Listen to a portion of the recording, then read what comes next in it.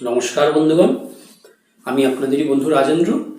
ভাগ্যস্কোপ জ্যোতিষ বিভাগের পক্ষ থেকে আপনাদের সকলকে স্বাগত জানাই।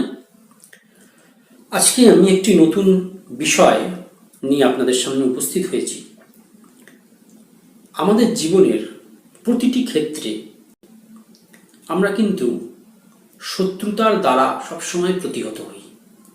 সেটা আমাদের জীবনের শিক্ষাক্ষেত্র হতে পারে, আমাদের চাকুরি ক্ষেত্র হতে পারে, ব্যবসা ক্ষেত্র হতে পারে, ইভেন পারিবারিক ক্ষেত্রেও আমরা শত্রুতার সম্মুখীন হই। আবার কখনো কখনো যদি আমরা রাজনীতি করি, সেখানেও আমরা শত্রুতার সম্মুখীন হই। তার মানে আমাদের সফলতার লাভের একটি মূল প্রতিবন্ধকতা হলো শত্রুতা, এবং সর্বদাই এই শত্রুতার দ্বারা আমরা প্রতিহত হচ্ছি। তার জন্য দেখবেন আমরা অনেক সময় তার রাস্তা খুঁজে পাই না। কি করে আমরা এই শত্রুদের পরাস্ত করব, নির্বল করব, যাতে আমাদের সফলতা লাভের রাস্তা সহজ হয়ে যায়, মসৃণ হয়ে যায়। হ্যাঁ বন্ধুগণ, আমি আজকে এরকমই একটি উপায়, টোটকা বা প্রতিকার আপনাদেরকে জানাবো, যেটি খুবই অব্যর্থ এবং এটি একটি বৈদিক প্রতিকার।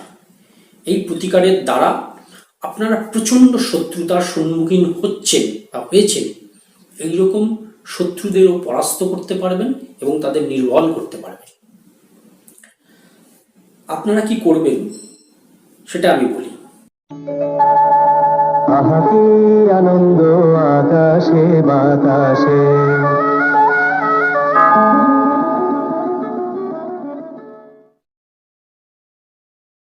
প্রতি শনিবার সন্ধ্যাবেলা বা রাত্রিবেলায় আপনাদের বাড়ির মেন গেট বা সদর দরজার সামনে দাঁড়িয়ে ওম নমঃ ভগবতী চণ্ডমুণ্ড বিনাশিনী মম সর্বশত্রু বিনাশায় স্বাহা, এই মন্ত্রটি পাঠ করতে হবে 21 বার।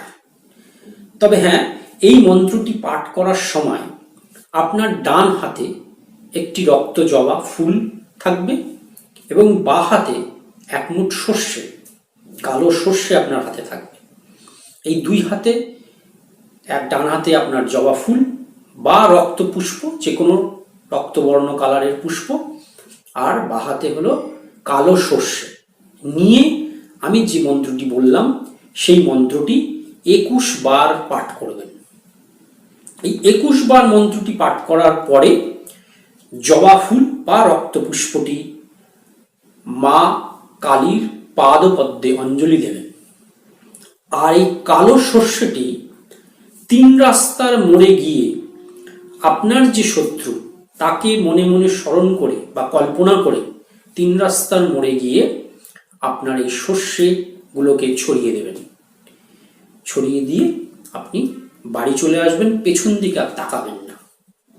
এইরূপ যদি আপনারা 7টি শনিবার সন্ধ্যাবেলায় বা রাত্রেবেলায় করতে পারেন, দেখবেন আমি গ্যারেন্টি দিচ্ছি যে আপনার শত্রু নির্বল হয়ে যাবে।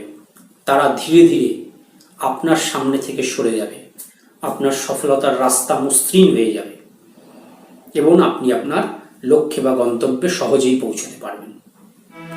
নমস্কার।